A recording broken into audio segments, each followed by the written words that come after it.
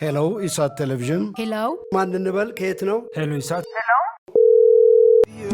ኢሳት ነጻ የህዝብ ሚዲያ ወትሮም ቢሆን የህዝብ አይንና ጆሮ እንደመሆኑ ይህንን የህዝብ ቅሬታ ማስተናገጃ መድረክ አሰናድቷል። በዚህም ያጋጠሙትን ወይም ያስተዋሉትን የመልካም አስተዳደር ችግር፣ የሙስናና የጉዳይ ገዳዮች ጉድኝት፣ የመብት ጥሰትና ስልጣንን ያላግባብ የመጠቀም ጸረ ዲሞክራሲያዊ አሰራሮችን ይጠቁሙን። የሚመለከተውን የመንግስት አካል በማነጋገር ተጠያቂነት የሚሰፍንበትን መፍትሄ እናፈላልጋለን። በስልክ ቁጥሮች 0901 458845 ወይም 0901 451145 በተጨማሪም በ0944 02 11 11 በ0906 77 42 92 ይደውሉ።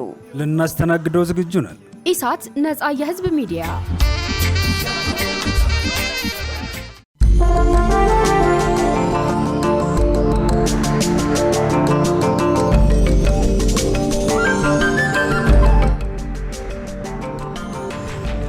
ጤና ይስጥልን ክቡራን ተመልካቾቻችን፣ ከኢሳት ነጻ የህዝብ ሚዲያ የሰዓቱን ዜና ይዘን ቀርበናል። ከዘገባዎቹ ጋር ትዕግስት ተስፋዬ ነኝ። አብራችሁን ነው።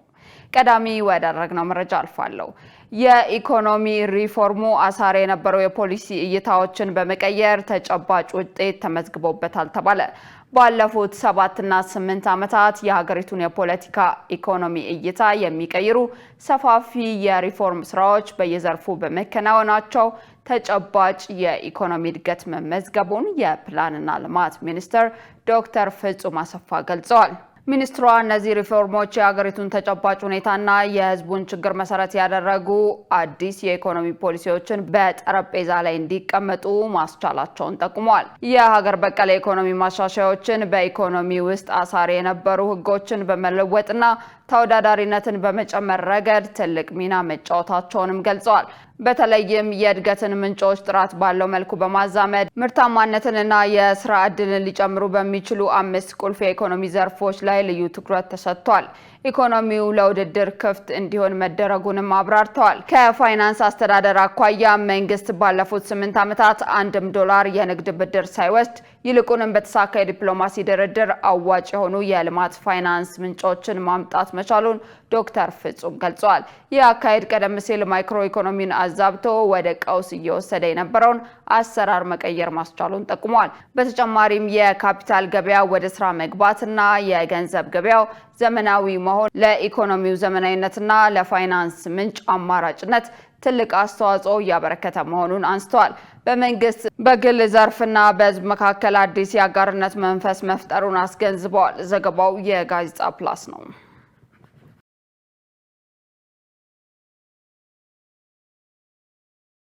የኢትዮጵያ የኃይል አቅርቦት አቅም ቀጠናዊ ትስስርን በማጠናከር በትብብር ላይ የተመሰረተ የኢኮኖሚ እድገትን እያፋጠነ እንደሚገኝ የውሃና ኢነርጂ ሚኒስትሩ ኢንጂነር ሀብታሙ ኢተፋ ገለጹ።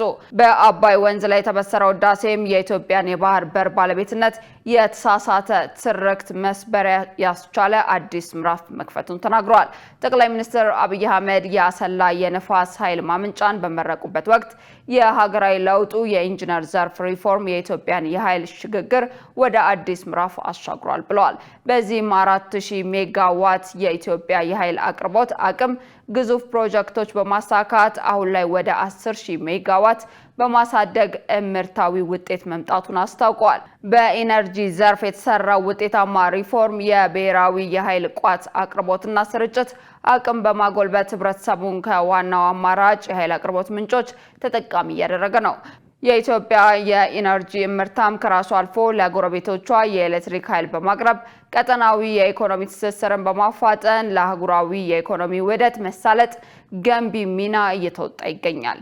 የህዳሴ ግድብ መጠናቀቅም የኢትዮጵያን የኃይል ሽግግር በማፋጠን ለጎረቤት ሀገራት የኢኮኖሚ እድገት በሚያሳልጥ ትሩፋት እያስገኘ መሆኑን ተናግረዋል። ኢትዮጵያ ለጎረቤቶቿ በዝቅተኛ ዋጋ የምታቀርበው የኃይል አማራጭ ከቀጠናው ሀገራት በትብብር ለማደግ ያላትን ቁርጠኝነት እንደሚያሳይ አስረድተዋል። ኢትዮጵያ የጋራ ብልጽግና የማፋጠን ጽኑ ጽኑ ፍላጎት አላት ያሉት ሚኒስትሯ ነገር ግን ታሪካዊ ጠላቶቿ በሚሸርቡት ሴራ የተፈጥሮ ጸጋዎቿን ሳትጠቀም እንድትቆይ አድርጓታል ብለዋል። በኢትዮጵያውያን ህዳሴን በአባይ ላይ እውን በማድረግ የታሪካዊ ጠላቶችን የማይታለፍ የሚመስል ሴራ በድል መሻገር እንደቻሉ ገልጸዋል።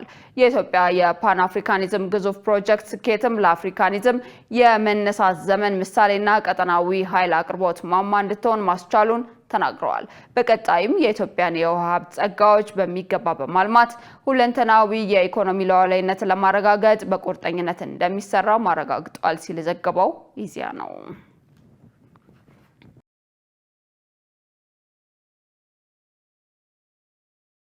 የኢትዮጵያ አየር መንገድ የአየር ንብረት ለውጥን ታሳቢ በማድረግ ከካርበን ልቀት የጸዳ የሳፍ ነዳጅ አጠቃቀምን ለማስፋፋት ከዓለም አቀፍ ኩባንያዎች ጋር ሽርክና መፈራረሙ ተገለጸ።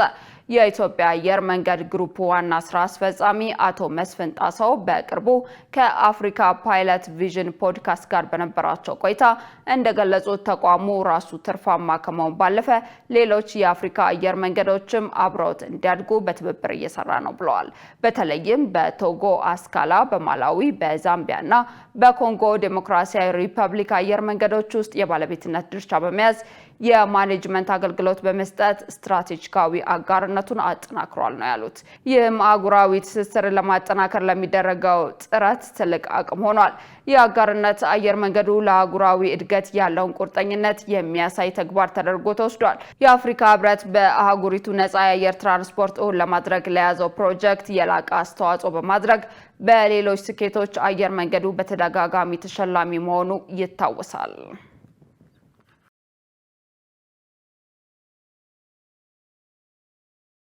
ኢትዮጵያ ያደረገችው ሁሉን አቀፍ ሪፎርም ምቹ የኢንቨስትመንት ከባቢን በመፍጠር የውጭ ኩባንያዎችን ቀልብ እየሳበ መሆኑን በኢትዮጵያ የአውሮፓ ህብረት የንግድ ምክር ቤት ገለጸ። በኢትዮጵያ የአውሮፓ ህብረት የንግድ ምክር ቤት ዋና ዳይሬክተር ባህሩ ተመስገን ለኢዜአ እንዳሉት የንግድ ምክር ቤቱ ኢትዮጵያ ውስጥ ያሉ ከ200 በላይ የአውሮፓ ኩባንያዎች በአባልነት የያዘ ነው። ምክር ቤቱ አንጋፋና አዳዲስ የሚገቡ ኩባንያዎችን በእስሩ በመያዝ በተሰማሩበት ዘርፍ የሚገባቸውን የፋይናንስና የሰው ኃይል ችግር ከመንግስት ጋር በመሆን እየፈታ መሆኑን ገልጸዋል። በኢትዮጵያ የአውሮፓ ህብረት የንግድ ምክር ቤት ከኢትዮጵያ መንግስት ጋር በመተባበር አዳዲስ ኢንቨስተሮች ወደ ኢትዮጵያ እንዲመጡ በቅንጅት መስራት የሚያስችል ኢትዮጵያን ኢንቨስትመንት ዲል ቡክ አሳትመን ወደ ስራ ገብተናል ብለዋል። በዚህም በኢትዮጵያና የአውሮፓ ህብረት ቢዝነስ ፎረም ከ100 በላይ ዓለም አቀፍ የአውሮፓ ኩባንያዎች የኢትዮጵያን የኢንቨስትመንት አማራጮች ለማየት መምጣታቸውን ገልጸዋል። በኢትዮጵያ የውጭ ንግድ ኢንቨስትመንትን የሚስቡ በርካታ ሪፎርሞች እየተደረጉ መሆኑን ገልጸዋል። ሪፎርሙ የዓለም አቀፍ ኢንቨስተሮችን ቀልብ እየሳበ ነው ብለዋል። የንግድ ምክር ቤቱ ነባር አባላትን መከታተል ብቻ ሳይሆን አዳዲስ ኩባንያዎች በኢትዮጵያ እንዲሰማሩ ጥረት እያደረገ መሆኑን ገልጸዋል። ዘገባው የኢዜአ ነው።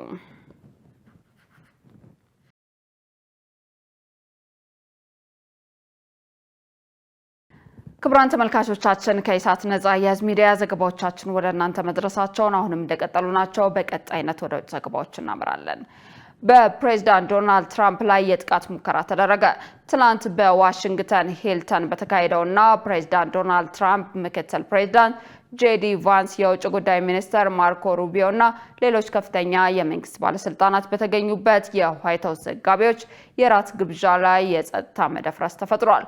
ኮል ቶማስ አለን የተባለ የ31 ዓመት ግለሰብ የጦር መሳሪያና ቢላዋ ታጥቆ ወደ አዳራሹ በመግባት ጥቃት ለመፈጸም ቢሞክርም በጸጥታ ኃይሎች በቁጥጥር ስር ውሏል። ተጠርጣሪው ወደ አዳራሹ ዘልቆ በመግባት ተኩስ የከፈተ ሲሆን አንድ የፖሊስ አባል በጥይት ቢመታም የጥይት መከላከያው ህይወቱን ታድጎታል። ፕሬዝዳንት ዶናልድ ትራምፕ እና ሌሎች ባለስልጣናት ምንም አይነት ጉዳት ሳይደርስባቸው በፍጥነት ከአካባቢው እንዲወጡ ተደርጓል።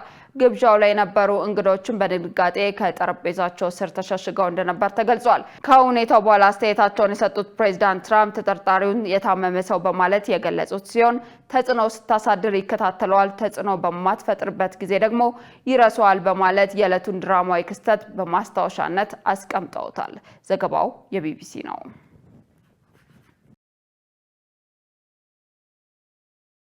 በሌላ ዜና የእስራኤል ጠቅላይ ሚኒስትር ቤንያሚን ኔታንያሁ የተኩስ አቁም ስምምነቱን በ3 ሳምንት ከተራዘመ ከሁለት ቀናት በኋላ በሊባኖስ የሚገኙ የሂዝቦላ ኢላማዎች ላይ ከባድ ጥቃት እንዲፈጸም ጦራቸውን አዘዙ። አዲሱ የእስራኤል ጥቃቶች የተፈጸሙት መመሪያውን ተከትሎ ሲሆን ቅዳሜ ዕለት በደቡባዊ ሊባኖስ በተፈጸመው ድብደባዎች ቢያንስ 6 ሰዎች ከተገደሉ በኋላ ነው። በሁለቱ ወገኖች መካከል የተደረጉ ተጨማሪ የድንበር ተሻጋሪ የተኩስ ልውውጦች ስምምነቱ ደካማና በቀላሉ ሊፈርስ የሚችል መሆኑን አሳይተዋል። በሂዝቦላና እስራኤል መካከል የሚደረገው ውጊያ ቀንሶ በነበረበት ወቅት ሐሙስ ዕለት በዋሽንግተን በተካሄደው የሁለቱ ሀገራት ልዑካን ውይይት የተኩስ አቁሙ ተራዝሟል። ቅዳሜ ዕለት እስራኤል በናባቲ በምትገኘው የሞራል አልሻኪፍ ከተማ በጭነት መኪናና ሞተር ሳይክል ላይ በፈጸመችው ጥቃት 4 ሰዎች መገደላቸውን የሊባኖስ የጤና ሚኒስቴር አስታውቋል። በቤንቲን ጄባይ በምትገኘው ሳፋድ አልባቲ ከተማ ላይ በተፈጸመ ሌላ ጥቃት 2 ሰዎች መሞታቸውና 17 ሰዎች መቁሰላቸውን ሚኒስትሩ አስታውቋል። የእስራኤል መከላከያ ሰራዊት ቅዳሜ ዕለት በጦር መሳሪያ የተጫነ ተሽከርካሪ የሚያሽከረክሩ 3 የሂዝቦላ አባላትን እንዲሁም ሌላ ሞተር ሳይክል የሚነዳ ግለሰብ መገደሉን አስታውቋል። እስራኤል በደቡባዊ ሊባኖስ ለምታካሄደው ወታደራዊ ዘመቻ በሰራዊቱ ላይ ስጋት ይደቅናሉ በሚል የደህንነት ቀጠና በመሰረተችበት በሊታኒ አካባቢ 2 ተጨማሪ የታጣቂ ቡድን አባላት መገደላቸው ተገልጿል። ዘገባው የቢቢሲ ነው።